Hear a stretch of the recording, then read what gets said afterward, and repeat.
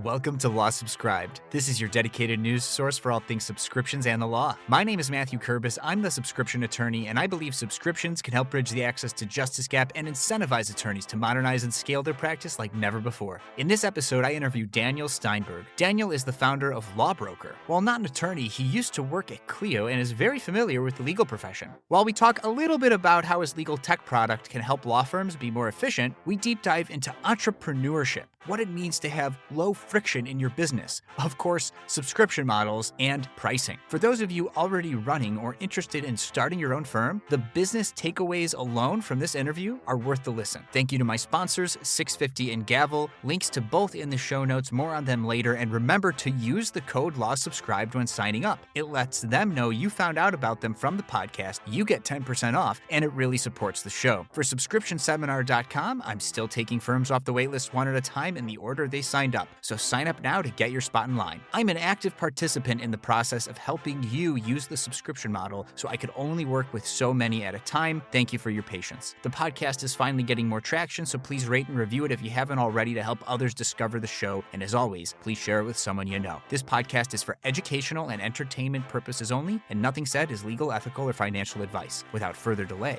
here's the episode. Daniel Steinberg from Lawbrokr. So happy to have you on the Law Subscribed podcast. Matthew, thanks for having me. Super excited to be here and talk a little bit about Lawbrokr and subscription services. Yeah, me too. So we met like a year or two ago now, like something relating to last 2022's tech show and Steve Fretzen, and we stayed connected. Just it's always great to stay connected with fellow innovators in the legal profession. So thanks for agreeing to coming on. Seriously. Yeah, I'm excited about it. I actually have a call with Steve Fretzen after this. So today's my Chicago day, and we're just closing the loop like that. It's great. I love it. Love that guy. So since I've known you now for well over a year, tell my listeners a little bit about yourself. Yeah, thanks for having me, and always excited to jump on podcasts and share a little bit about my story. My name's Daniel Steinberg. I'm the CEO and founder of Lawbrokr. We're pre-screening software for law firms. So my background actually stems from professional services, more on the accounting side than the legal side. Fell into tech sales on marketing and advocacy, and parlayed that into a career at Clio running the app partnerships and channel program. And that's how everything sort of came together. And I think I found this sort of niche when I was working with Google on digitizing law firms' online presence, and found this sort of gap into how consumers shop for goods and services, for commoditized goods and everyday experiences, and the legal industry, and decided I'd depart on my own and try and, spearhead this journey of better accessibility while also providing the same client experience, whether it's for a consumer-based good or a legal-based solution. And that's sort of how it started. Yeah. Before we even dive into that, though, accounting, that is actually something new to me, that's like where you were coming from. Now, accountants do both. They do flat fee, but they also do billable hour, right? And so while I have had one CPA for lawyers on my podcast who does subscriptions, obviously they're on my podcast, like what was your experience when you were on that side of things? Were they billing hours? Were they doing flat fee work? What was that like? Yeah, I better caveat this with I'm not a CPA, so I actually quit before I started, but I worked at EY in private practice, and I was working with C-level executives, COOs, CEOs, and so forth. And for me, it was actually because I wanted to be an entrepreneur. So I was very prescriptive in my career, and I wanted to learn how to be a strong operator. But the businesses that I was working with traditionally were also service-based business, and some of them were using subscription services, monthly, annual subscriptions, but others were not necessarily doing that. And they were different types of businesses and business types. And I think you sort of have to take different learning experiences from what you see to cultivate where you go. And I definitely bridge that into how we think about some of the business structure of Lawbrokr. But from an accounting-based practice, it was EY. So obviously one of the big four, and they have a specific set structure on how their businesses run. So I wasn't working on the small side as you are. Yeah. No, that makes sense. But even though that wasn't where you stayed forever, right? Did you have to track time when you were there? Is that something you had to do? I'm just curious. I definitely had to track time. I'm pretty sure it was on paper sheets, if I remember correctly, all those summers. but I'm pretty sure I was tracking my hours on my billables. I don't Not even know I don't even think I was allowed. I don't even think I was billing, to be honest, but I was for sure tracking the number of hours I was working on each client account. Well, they want you to, like, if they're training you, like they want you to learn how to do that because that's how, EY, that's how these consulting firms, they bill time too, you know? Yeah, no, Not fun totally. though. Not fun, right? Even though you weren't billing it out. You know what? It wasn't for me, but for me, again, it was more of like the learning experience to become an entrepreneur. I think, it crafts a great career for some people Yeah. and, not necessarily the right thing for others. And for me, everything in my career, even on the sales side at a company called Influitive, it was all about sort of building out that operational structure for running a business when I would eventually become a first-time founder. Yeah, yeah, yeah. You just made me remember an old part of my history because when I became an attorney, I thought I maybe wanted to be an attorney representing doctors because I had friends going to medical school. Then I was like, this in-house thing sounds really cool. But like, if I go way back to like even like undergrad, when I was like, what do I want to do with my career? I was like, I might as well become an attorney because I like solving people's problems. And if I ever want to start a business, I don't need to hire a lawyer. So like entrepreneurship, It's a right? Yeah, that doubles up nicely. I wish I had that. Although it's not worth it. It's not worth it. If your goal is to be a business owner, the student loans these days, it makes that an unwise financial decision. So you dodged a bullet, Daniel. You dodged a bullet. Fair enough. But getting back to you, why legal tech? Like, why even start in that industry, let alone found a legal tech company? Yeah, when I said to myself I wanted to become an entrepreneur, and that was the path that sort of guided me to wherever I would stand, there was no intuition on what that product or service would ultimately be. But when I was working at Clio on the partnership side, I sort of fell in love with the scope of legal. I think that there's not many industries that are still ripe for disruption and change and technological advancements. And I found that there was this opportunity to support the industry in actually graduating to implement different types of technologies that could support law firms. And I sort of just fell in love with it. I liked working with law firm consultants. I liked working with the law firms that were the modern type of firms that were also trying to disrupt an industry. And I felt that there was a movement opportunity together to ultimately like come together and build something special. And I don't know, I fell into it and I loved it. And the other piece of it is when you're starting a company, there needs to be a reason why you as a founder should be successful. It was always, advice I got from one of our lead investors. You can't just, spin up a business. There needs to be a conviction and reason why you and this company should be the right reason for you to succeed. And I had parlayed my different experiences with marketing advocacy and sales and partnerships and legal tech into building a legal sales and marketing platform, essentially. So it all sort of came together, and that's sometimes just how businesses start. Yeah, and I mean, having worked for Clio, I mean, Clio's like the elephant in the room, right? Like when it comes to like legal tech as well. And I mean, not so much anymore because there's been a lot of buy-in with just client portals and like matter management software in general. But at least in the earlier days too, like the clients of Clio were some of the most innovative tech-forward lawyers, right? So like I know like I guess you remind like you said something like app interface or like I don't know, were you just working, like what was it like to be in that space when like like that's the future of the practice of law? Yeah, working at Clio was obviously a treat. I worked on two portions of partnerships within Clio. So I worked on channel partnerships, which is essentially working with consulting partners, IT consultants, and so forth, really anyone that touches a law firm to make them more operationally efficient. And that could be with tools like Clio and or other app solutions that would be integrated into Clio.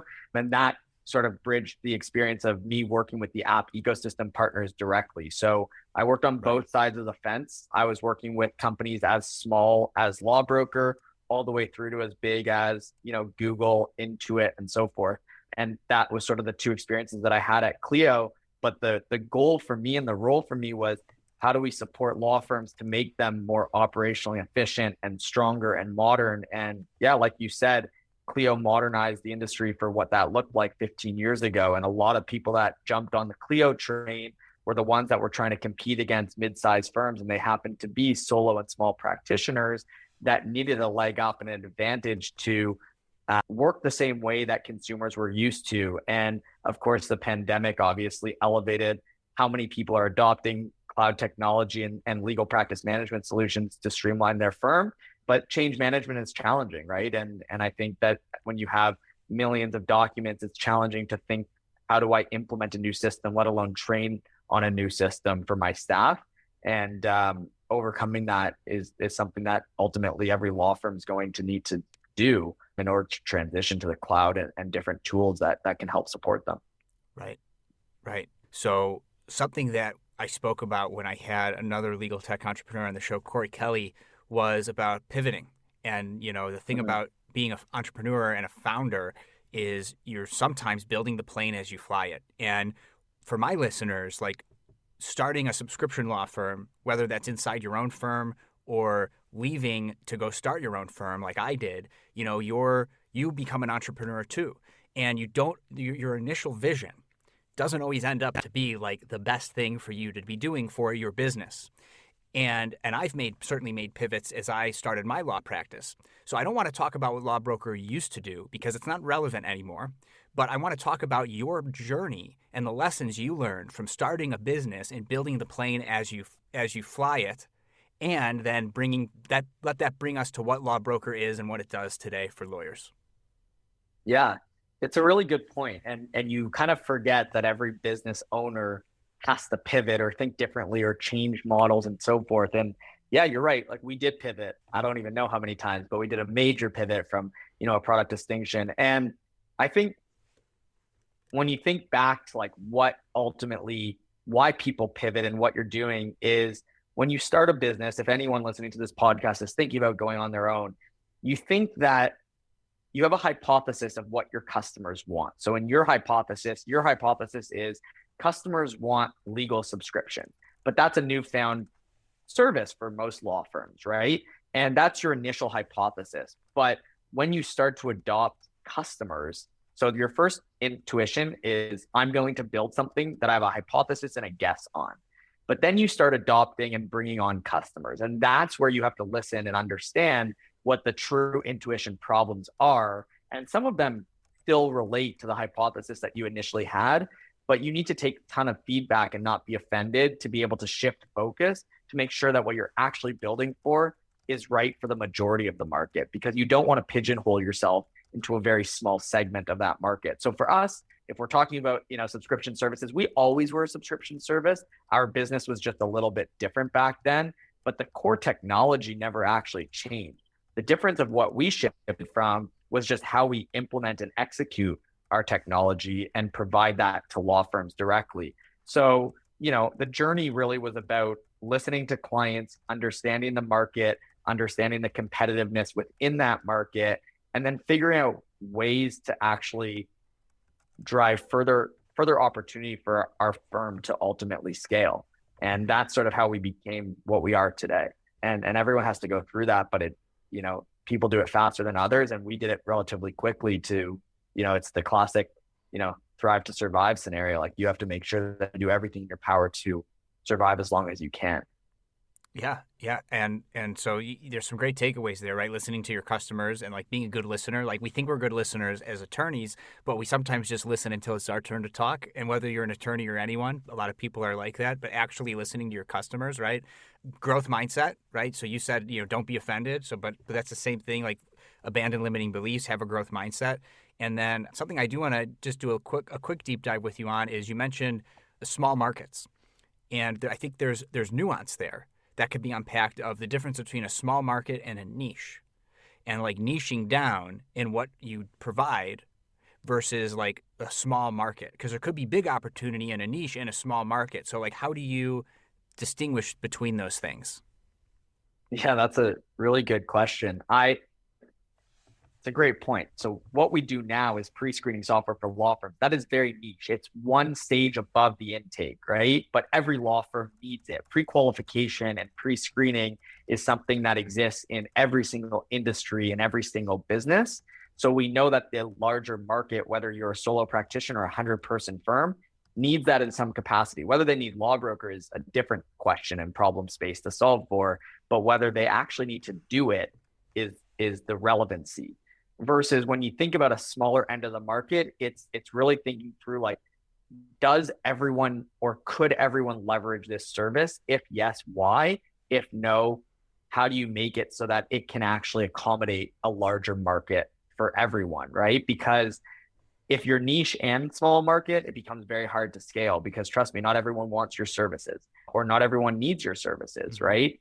Look at yourself. Like you don't need Lawbrokr services today. Maybe you do in the future. That's one person down, right? So you need to think about it from a standpoint of niche versus small end of the market of who needs that goods and service.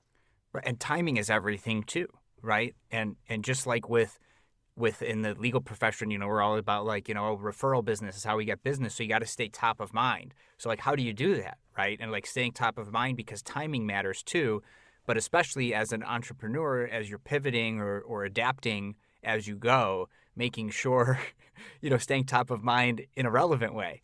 Right. So you mentioned it. You mentioned you're a subscription business and there's a million different ways, not a million. There's several different ways to implement a subscription business. And so I'd like to hear a little bit about how you're doing it. And you also mentioned pre-screened software for law firms. So tell us a little bit more about what that means specifically, because that is very niche, right? Like it's a one important part of the onboarding process and how the subscription model that you've decided, and what does the subscription model look like that you've decided to implement? Sure. What should I tackle first? Weave it together in like a way, because I really think it's part of the same conversation. Yeah. So I'd argue that pre-screening is probably the most important function of your law practice. And the reason for that is if you don't pre-screen, then you don't find the right clients. And then ultimately you don't have the client thereafter. So if you aren't doing your lead generation process properly and qualifying the opportunities that exist, then you have a bigger inherent issue within your law practice, which is you're focused on dead-end consultations. You're bringing on the wrong customers for your firm. You're not able to actually create that high-end customer experience that you're looking for. And it all starts back to that top of the funnel experience. So when we think about what pre-screening is really getting a good sense of who is your customer and what is that ideal avatar that we care about. If that individual that finds our law firm doesn't fit into that core bucket, we need to be okay with saying no. And it is a sales mentality. I know law firms and lawyers in specific, like they don't necessarily love using the word sales, but at the end of the day, bringing on clients and selling your services is a motion of sales. And part of sales, if everyone listening to this podcast has gone through a purchase or buying experience, you will know that there are things that are right for you because of specific questions that you were asked or because of questions that you specifically asked. And that is the notion of pre-screening and pre-qualification. The problem that exists in the market within the legal space is you go from customer finds you to here's my intake form. Are you ready to retain me? That's a very big gap. There needs to be some layer in between for a customer to essentially self-diagnose themselves on, are you a good lawyer for me? And also the law firm to self-diagnose the customer and say, are you a high quality conversation and that I should be taking? And that's what we do. And we do that through dedicated landing pages and low friction workflows where you can actually ask very simple questions that aren't considered intake questions like address and SIN number and all these good things that are frictional for people to answer, but qualification questions like, what city are you located in? Which is like the number one qualifier for, can you even support that consumer because you only practice in a specific jurisdiction? And that's really the notion of pre-screening and what we do. We weave that into subscription service because ultimately this is something that you should be thinking about from a long-term perspective within your law firm. So when we think about subscription services, we're an annual contract paid up front. There's a couple of reasons why we think about that. Pre-screening is an element of your marketing function, which means that if you turn off your marketing function, Lawbrokr is obviously a subset of that. You have to think about it as a law firm as micro level and macro level thinking. If you want a dedicated ROI to any software, not just Lawbrokr, you need to look at it holistically as an annual based contract. If I do this for 12 months, what does this look like for me and my firm? And you need to budget that accordingly in order to think about that. So part of the reason that we focus in on these annual contracts is because we want the individuals to think about it holistically at a macro level, and we want them to budget for ROI on an annualized basis, not a month-to-month basis. And that's how we think about our subscription services. Mm-hmm. I am admittedly a little bit jealous that we can't do that with the legal profession because of earned fees versus unearned fees, because what you're saying makes a lot of sense. And to the extent that if there's any listeners who are like, hey, here's how I'm using the subscription annually, reach out and let me know because I would love for legal ethics to catch up with like modern business models, because that makes a lot of sense. In the same way, if you're a business owner and you need to outsource your legal, the way that you're actually going to find value, the most value from that is when you have a year of having outsourced legal to just grow and focus on building your business, right? But it's hard to get clients to commit. There might be ways to get clients to commit to it via contract, but like then to actually keep them, and they still have to pay month to month because of ethics things. So I think that the annual model makes a lot of sense for the type of value that you're providing to attorneys. You also mentioned a keyword, friction, and I actually have not dedicated as much time to the concept of friction as maybe I should have for a podcast all about efficiency with legal services. So, it's why do I have to describe it when I have a great guest who can? So talk about friction, what it is, and why, at least for the aspect of the problem that Lawbrokr provides, why low friction is a good thing. Yeah. So when I think about friction as a whole, it comes back to the education gap. So consumers of legal goods and services typically consume legal services 1 to 3 times in their lives. And I'm not educating anyone on listening to this podcast about that, because you all know that better than myself. But when you think about that, that's not a lot of opportunity for someone to understand how legal services are rendered or offered. So when you think about friction, take yourself and put yourself in the shoes of something that you've purchased before, like a t-shirt, and then put yourself in the world of legal services and try and dissect the distinction between what happens when you go online to buy that t-shirt on Lululemon versus what happens when someone comes to my law practice and raises their hand and say, I want to purchase an estate plan or something else. The way that friction works is a consumer wants a frictionless experience, which means that there should be no distinction between those two functions, whether it's a professional service or a commoditized good. If you think about what Lawbrokr looks to operate with, or operate in the space of, when someone clicks a button that says buy a t-shirt versus free consultation or consultation, because not everyone offers free consultation, but consultation for a legal service, these two buttons mimic the exact same thing, which means that you need to adopt different types of experiences that still feel familiarized to the consumer, so that it still feels like they're going down the path of purchasing an item, which they are, right? At the end of the day, they're going through these specific scenarios because they are purchasing an item or a service or an experience. And that's the distinction that we're trying to solve the gap on, because unfortunately there is this mass education gap, and it causes friction between the lawyer and the consumer. The lawyer and the law firm is upset because the consumer probably just says you're too expensive.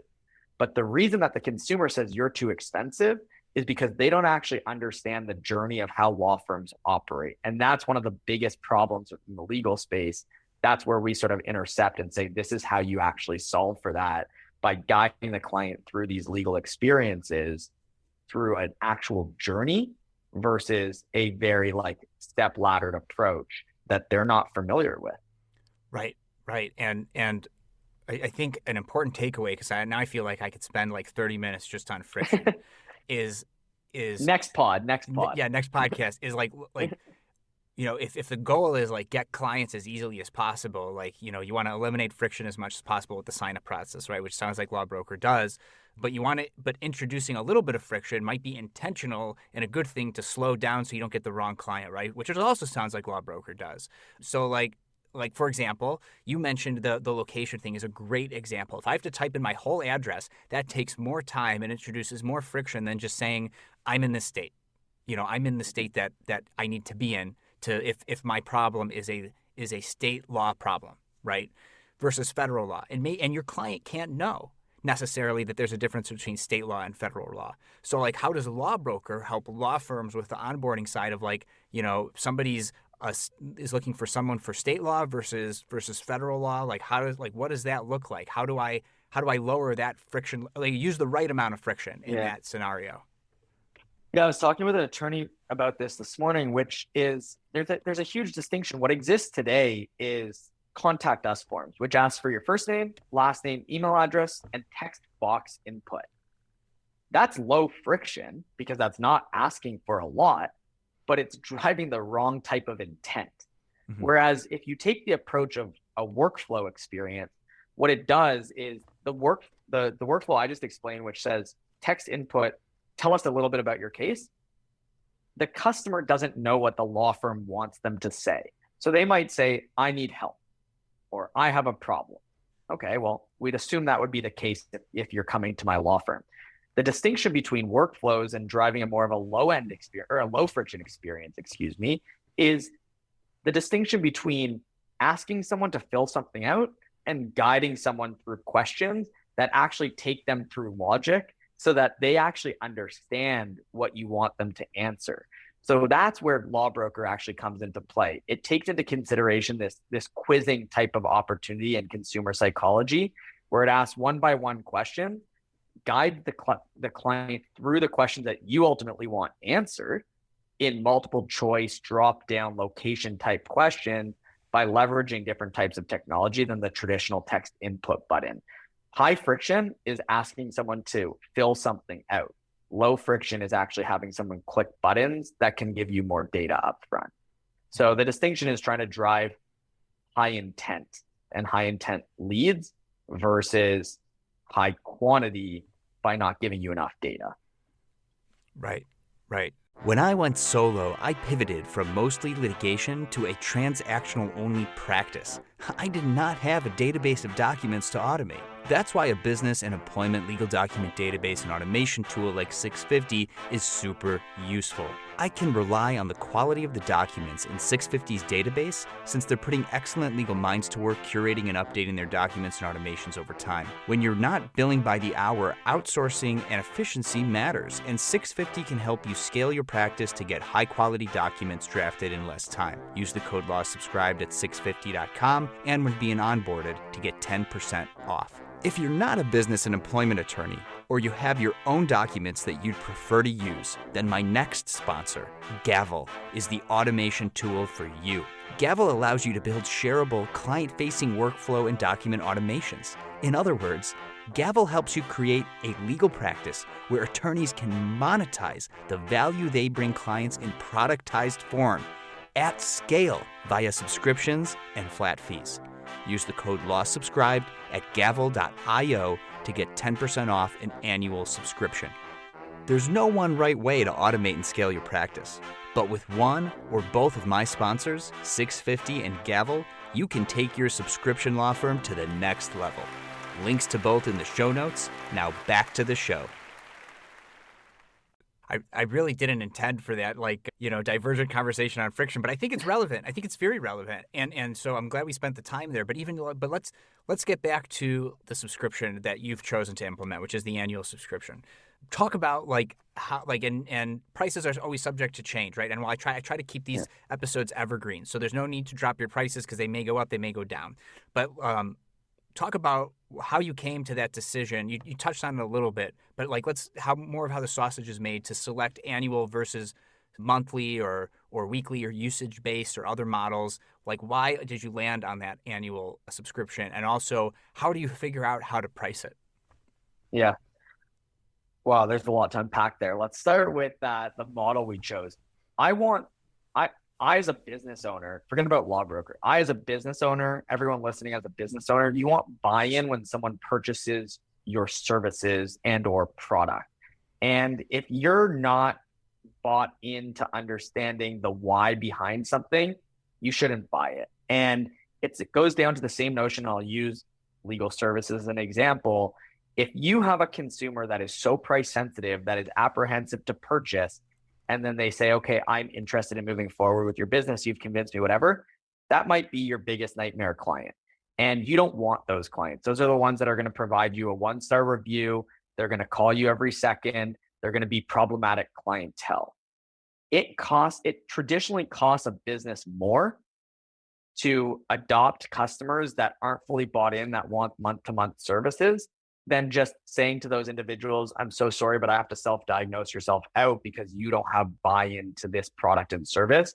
You're not the right fit for our business. So we take the same methodology as pre-screening and try and diagnose the right people in by providing a little bit of friction on the pricing element of it, right? And that's really important because it costs more money for someone to cancel your service when you've onboarded them, trained them, showcased how the service can be leveraged within them, for them to turn around a month or two later to say, actually, I no longer want this service because I didn't see the ROI, but really you should have annualized the ROI behind it. So that's why we think about, annual contracts at Lawbrokr. It's all about buy-in. We want people that are bought into the product ultimately and foresee this as like a growth mechanism to their firm.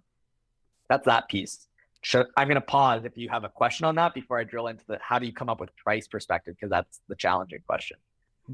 I think you just gave a great example though of the startup concept of eating your own dog food, where can you use your own product or use your own methodology in like the way that you yourself self-select and pre-screen your own clients. So I think that's just a nice little startup phrase I'll throw out there to my listeners is what Daniel just gave a great example of is eating your own dog food. So onto the how you figure out exactly how to price it.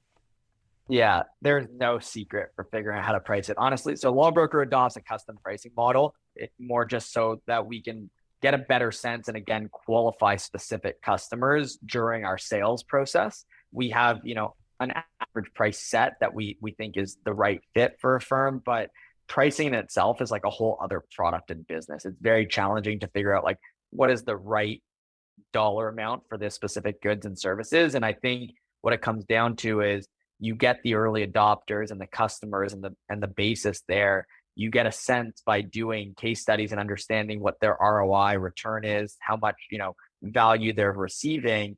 And then you shift and change your price from there once you actually get a good sense of where your business is actually supporting the customer. So I'd say pricing is actually an evolution similar to pivots, which we talked about earlier in this conversation. I don't think that any set price is the right price. I've seen companies that are super mature that still change their price. And I think they typically go up versus down. But I think it's evergreen.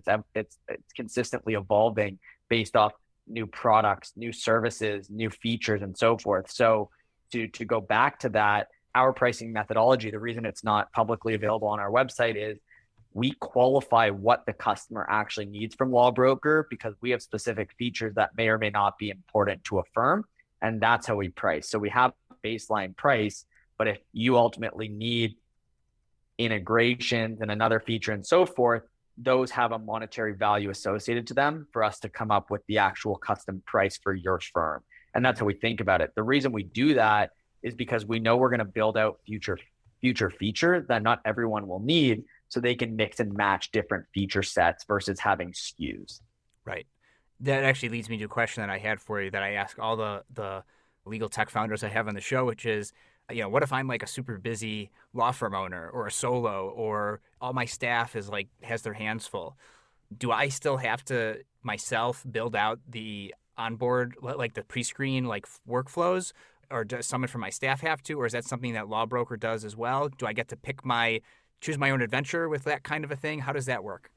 Yeah, we provide baseline pre-screenings and workflows and things like that. And then we ask the attorney or the staff to review it because we're not ourselves attorneys. So you need to sort of double check our work, if you will, to make sure that it's valid for your firm. And the other reason for that is we want to make sure that it's relevant and valid to your firm in specific. Some people have different qualifiers than others. Some people might want to ask what your budget is. Other people think that that's not relevant, right? So there are different qualifiers that firms ultimately self-diagnose. And so we provide sort of like the skeleton of your, what we call Lawbrokr storefront. And then it's up to the firm to sort of take that from there. Okay. And then when I'm in there, and I guess I should reference that I'm sure you've done more of these, but at least for the Chicago Bar Association, you did do a CLE. And as part of that, you showed the Lawbroker system and how it works. And so if somebody wanted to go and see that, I'm sure they could also go on your website and book a demo from the first page, right? So if Yeah. somebody wants to see that process, this is a primarily audio podcast. So you're not going to see it here. But it's Lawbroker without the E before the R, lawbroker.com, right? There's a But we demo own page. both. But we own both domains just in case you misspell it. But Okay. we had to be cool when we adopted the platform. Yeah, you can go to lawbroker.com, lawbrokr.com, and book a demo with our team. We also have publicly facing YouTube videos, which is Okay. part of our onboarding experience to really guide people through it. So if you must, or if you want to sort of see it in action, you can head over to our YouTube page to review that. Okay, that's actually a great resource. I'll be sure to link to that in the show notes as well. My question for you related to that though is okay, so let's say they've signed up, you've built out the default settings for the pre-screening in light of their practice areas that they told you during your pre-screening that they offer to their clients, right? And then they the attorneys give you feedback on what needs to be changed, and Lawbroker changes that, or the attorneys go into the system and they make the changes. Who's or both? Yeah. Not Lawbroker unless you want to contract us. Typically, a law firm might have a marketing agency that supports them on their Google ads and things like that. So we are an account-based product. We're not a user-based product. So we have different permission sets that you can invite different users into the firm. So if you want to invite Lawbroker team as an agency partner for onboarding purposes so that they can help build out the structure, the look, the feel, the change management, and so forth, that's eligible. But typically, a firm admin, an operations staff, a marketing manager, those are the individuals that are client facing on Lawbroker. So like you mentioned, you're an attorney, you're super busy. Traditionally, the attorneys aren't dealing with pre-screening. That's typically a front of staff focus. So you're typically working with the firm administrator to build that presence out. And we try and work with them to showcase how the platform works. And we built what I would refer to as something as simple as could be for purposes of that, right? In order to go in there, edit the questions, delete them, change them, and so forth. Lawbroker's platform auto designs it. So you give Lawbroker's platform the data and they auto designed on the front end. So you don't need to necessarily do that yourself. No code solution, right? Is that what Exactly. Okay, all right. So no Exactly. code solution. So lawyers who are scared of coding, don't worry. Lawbroker's not you No, need to know how to don't code. Yeah, don't code with us.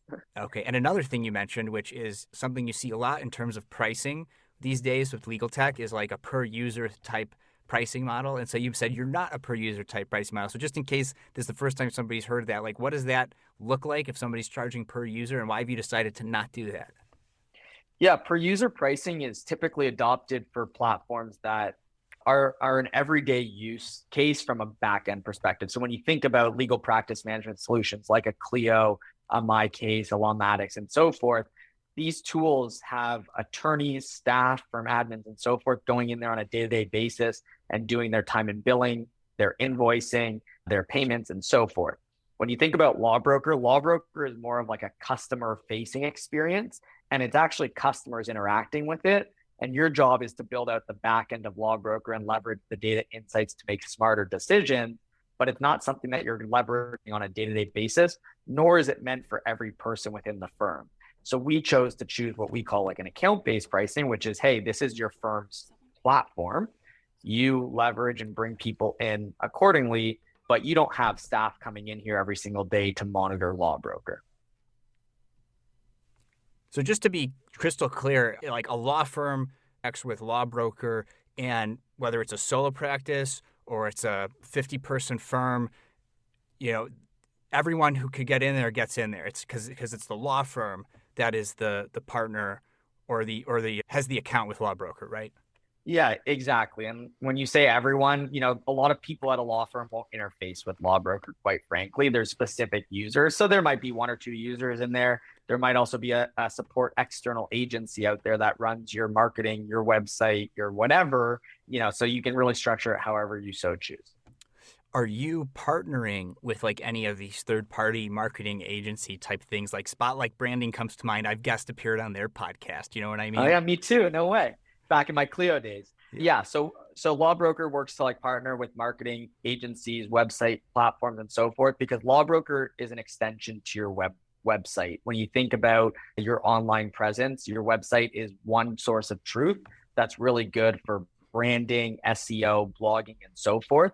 It's really an awareness play so that people can find you. But if you don't land on someone's website, you need to have that enhanced presence across the internet. And that's where Lawbroker plays in, because we're a dedicated hyperlink that lives on areas like Google, Avo, Facebook, social media links, and so forth, on very high call to action buttons throughout the internet. Mm-hmm. I think that this next question is relevant for my audience, but maybe not for like most lawyers out there who have no idea what platform their website is actually built on, right? If you listen to podcasts, if you watch YouTube videos with ads, you've heard of Squarespace, like people have heard of Squarespace. GoDaddy has website builders. WordPress is like the most used one. Like, so I personally use Card, and so does it matter which one of these platforms you're using for Lawbroker to work with like a website? Yeah, that's a really great question. The answer is no. We chose the methodology of a hyperlink so that there is very low friction, because like I mentioned, the website is one source of truth. So if you're embedded on a website and someone doesn't land there, that's where the challenge arises, right? You want to make sure you can capture high intent consumers no matter how they find you or shop for your goods and service, right? So we're a hyperlink, which means that we sit on buttons on your website versus actually embed on your website. So you could have any type of web builder. You could be using, Clio web builder, Cosmolex web builder, MyCase web builder, any one of those, or, alternative ones that you mentioned. Yeah. As much as I love legal tech, I still like to see what else is out there that other companies, other businesses are using. So I think this is the part I want to really try to drive home here at the end of the day is, when you're not billing your time, you need to be as efficient with your time as possible. That doesn't mean your time isn't valuable. It just means you have to choose different ways how to spend it, even the time of your staff. So like, I'm a true solo, right? Yeah. But if I have a staff person who's taking care of the pre-screenings right now because I've trained them or I've had them trained to do it, I'm paying that person to do that, right? And like, that has a cost associated with that. What I love about legal tech and Lawbroker specifically is that largely automates that process, right? You put in the time, just like when I had Gavel on, and Gavel's a sponsor of the show, you put in the time ahead of time to create your automations, to create this process. And then whatever that annual fee is that you're paying, it's less than paying a full-time staff person to do it. And now if you still want to spend those resources, you could pay somebody to help build more automations elsewhere in your firm with those kind of resources. So this is why I'm really glad to have Lawbroker on the show, because it's introducing it to people who want to launch a subscription model for their law practice where efficiency matters. It really, really matters. And so my question for you, I mean, you're welcome to just comment on anything I said, but I didn't really ask a question there, I know like you're a startup, but I mean, have you seen any of your clients like using alternative fee arrangements? And and if so, what kind of alternative fee arrangements have you seen? And if none, we'll just cut this part from the episode. Yeah, no, it's not that I necessarily have seen specific law firms use like alternative fee arrangements, but I will comment on the efficiency piece, and shout out Dorna. I didn't know she's a sponsor, but Gavel's great and she's awesome.